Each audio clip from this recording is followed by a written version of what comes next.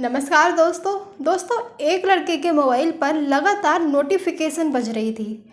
जैसे ही उसने उन नोटिफिकेशन को चेक करने की कोशिश की तो पता चलता है कि उस नोटिफिकेशन में कुछ वीडियोस फोटो हैं। उन्हें देखकर उसकी आंखें खुली की खुली रह जाती हैं। दरअसल वो वीडियो वो फ़ोटो किसी और के नहीं बल्कि उसी की बहन के होते हैं।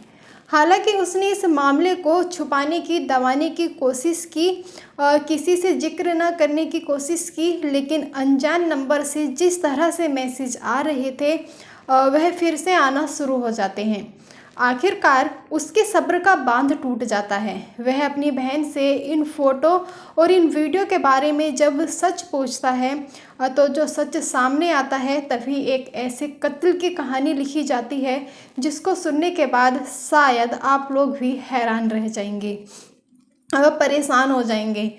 दरअसल जब घटनाक्रम का खुलासा होता है तो लोगों को यकीन नहीं हो रहा था कि कोई इंसान इस हद तक गिर सकता है और कोई इंसान इस हद तक जा सकता है। नमस्कार, मैं काजल। आज की जो सच्ची घटना मैं आपको सुनाने जा रही हूँ, ये सच्ची घटना है बिहार प्रदेश का एक ज़िला है मुजफ्फरपुर और उसी का एक थाना लगता है सदर थाना क्षेत्र। सदन थाना क्षेत्र का इलाका है सहजानंद कॉलोनी, गली नंबर 9। 14 अगस्त 2024 की सुबह की बात है। जब लोग अपने अपने घरों से निकल रहे थे तभी लोग देखते क्या है कि एक खाली जगह में एक बोरी पड़ी हुई है जिसके चारों तरफ ब्लेड लगा हुआ था। जैसे ही आसपास के लोगों ने यह देखा उसके बाद फिर घटनास्थल पर सैकड़ों लोगों की भीड़ जमा हो जाती है। सदर थाना क्षेत्र की पुलिस जब मौके पर पहुंचती है उस बोरी को खुलवाया जाता है तो पता चलता है कि उसमें लगभग 23 साल के एक युवक की लाश निकलती है। गर्दन उसकी किसी धारदार हथियार से काट दी गई थी, साथ ही उसके पेट पर एक के बाद एक कई वार किए गए थे, जिससे कि उसकी जो अंत थी या बाहर जिसकी जो उसकी आवाज़ थी बाहर निकली हुई थी। और साथ ही उस लड़के को उस मृतक को कत्ल करने से पहले बहुत बुरी तरह से मारा गया था और पीटा गया था, जिसे देखकर ऐसा साफ साफ अंदाज़ा लगाया जा रहा था या तो यह मामला किसी प्रॉपर्टी का है या फिर यह मामला किसी प्रेम प्रसंग का है।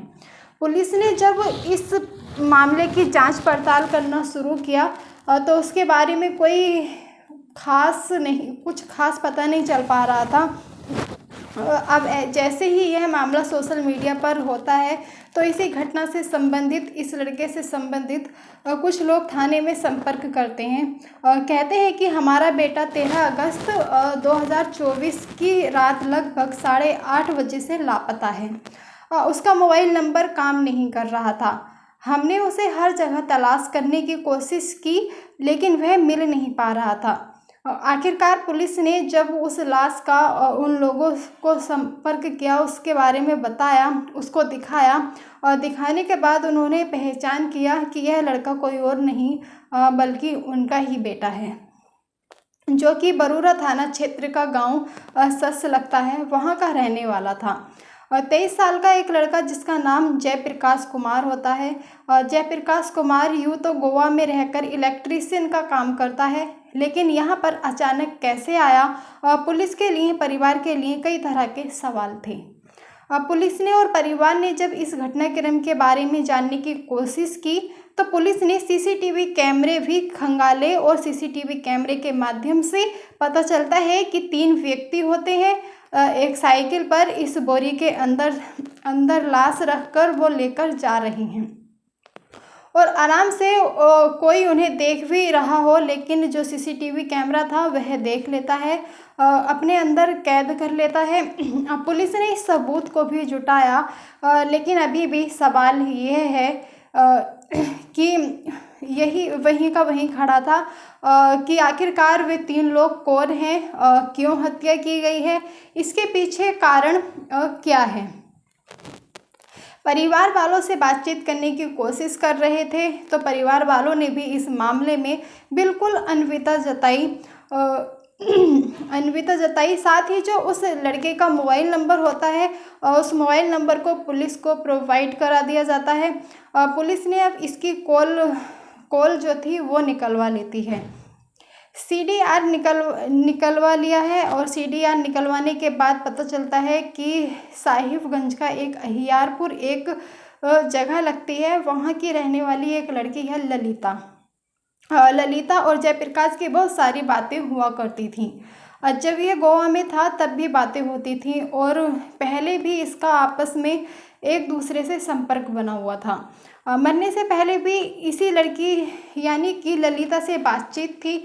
आखिरकार ये लड़की कौन है, जब पुलिस ने ये पता करने की कोशिश की तो जयप्रकाश कुमार की जो माँ है, वो जिसका नाम रंभा है, माँ बताती हैं कि जो लड़की है उसके बेटे की जो मामा की लड़की है उसकी ननंद लगती है। यानी कि इन दोनों की प्रेम कहानी साल 2021 से शुरू होती है। जब जयप्रकाश अपने मामा की लड़की के घर जाता है तो उसे दिखाई देती है ललिता, जो कि उसकी ननंद होती है। और ननंद को देखते ही वह उससे प्यार कर बैठता है, प्यार का इजहार कर बैठता है। और दोनों जब मौका मिलता था तो दोनों एक दूसरे से मिलते थे, बातचीत करते थे और धीरे धीरे वो एक दूसरे के इतने करीब आ जाते हैं कि एक दूसरे के साथ उनके अंतरंग रिश्ते भी शायद बनने लगे थे। यही कारण था कि आगे जैसे जैसे वक्त बढ़ रहा था वैसे वैसे इन दोनों का प्यार भी परवान चढ़ने लगता है और 2021 से प्रेम करना शुरू होती हैं। जब साल 2023 आता है तो इस लड़की ने अपने आप को पटना में परिवार वालों से सहमति से भेजा, क्योंकि वह चाहती थी कि वीपीएससी की तैयारी करने के बाद वह एक अधिकारी बनना चाहती थी, अफसर बनना चाहती थी और इसके लिए तैयारी कर रही थी।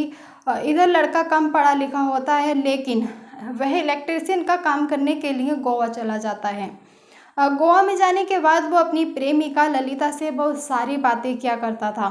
दोनों का प्रेम लगातार परवान चढ़ रहा था क्योंकि परिवार के लोगों ने इनकी शादी के लिए आपस में बातचीत करने की कोशिश की लेकिन बातचीत बन नहीं पाती है। लेकिन एक दिन लड़का अपनी ही इस प्रेमिका यानी कि जयप्रकाश अपनी प्रेमिका ललिता से फ़ोन पर बातचीत कर रहा था। बताया जाता है कि वीडियो कॉल चल रही थी। जिस जगह वीडियो कॉल चल रही थी अचानक ही उसे वीडियो कॉल में एक लड़का दिखाई देता है और जयप्रकाश ललिता से पूछता है कि यह जो लड़का पीछे दिखाई दे रहा था वो लड़का कौन है, क्या मामला है। यहीं से इन दोनों के बीच में तकरार की स्थिति पैदा हो जाती है। अब इस लड़के यानी कि जयप्रकाश को ललिता पर जो शक था वो लगातार गहरा होने लगता है और इसी बात को देखते हुए आपस में एक दूसरे में कहासुनी भी और शुरू हो जाती है। जब कहासुनी शुरू हो जाती है और वक्त आगे बढ़ रहा था और जैसे जैसे वक्त आगे बढ़ रहा था वैसे वैसे इनकी दूरियां होने लगती हैं, एक दूसरे से नफरत की स्थिति में पैदा हो जाते हैं। लड़के को यानी कि जयप्रकाश को लगता है कि शायद ये लड़की अब उसके साथ नहीं है, उसे धोखा दे रही है। तभी उसने गुस्से में आकर अपनी ही प्रेमिका के जो पिछले दिनों उसके साथ बीते थे और उसकी कुछ अश्लील फ़ोटो अश्लील वीडियो जो अपने मोबाइल में कैद कर ली थी उन्हें उसने उस लड़की यानी कि ललिता के रिश्तेदारों के पास भेजना शुरू कर देता है। ललिता इस बात को लेकर परेशान हो जाती है क्योंकि जब ललिता के ही परिवार के लोगों ने कहा कि तुम्हारे वीडियो तुम्हारे फ़ोटो हमारे पास तक आ रहे हैं तो ललिता ने पूरी कहानी बताई कि किस तरह से जयप्रकाश ने उससे प्यार किया और किस तरह से उसने उसे धोखा देना शुरू किया। अब ये इस तरह की बात चलने लगती है। तभी ये प्लान बनाते हैं और प्लान बनाने के बाद बताया जाता है कि इस लड़के को गोवा से किसी तरकीब से बुलवाना था।